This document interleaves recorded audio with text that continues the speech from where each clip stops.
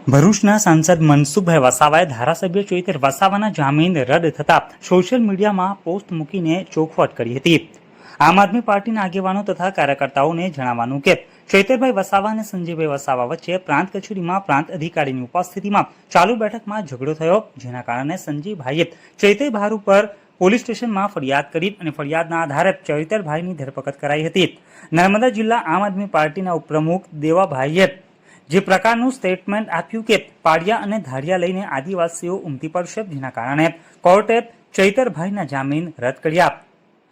આમાં મારો કે ભાજપની કોઈ ભૂમિકા નથી, છતાં પણ આમ આદમી પાર્ટીના બધા આગેવાનો, ચૈતરભાઈના પરિજનો, કાર્યકરો અને શુભેચ્છકો આ સમગ્ર ઘટનામાં મને તથા ભાજપને જવાબદાર ગણે છે, જે ખરેખર અયોગ્ય છે। હું આદિવાસીઓના વિકાસમાં માનું છું।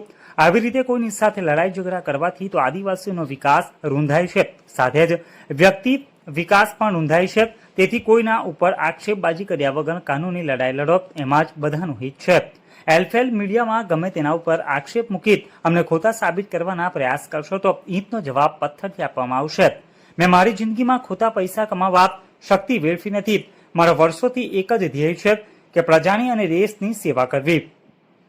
મને જો ખોટી રીતે કોઈ છંછેડશે તો પછી હું પણ ચૂપ બેસી રહેવાનો નથી। હું ઈંટનો જવાબ પથ્થરથી આપીશ। કોઈ સાહુકાર નથી, હું બધું જાણું છું, પણ કોઈની સાથે દુશ્મનાવત બાંધવામાં હું માનતો નથી। તેથી આપણા બધા જ આગેવાનોએ આદિવાસી સમાજનું હિત ક્યાં છે એ અંગે મંથન કરીએ। એ જ અભ્યર્થના આ પ્રકારની પોસ્ટ સોશિયલ મીડિયામાં સાંસદ મનસુખ વસાવાએ શેર કરી હતી।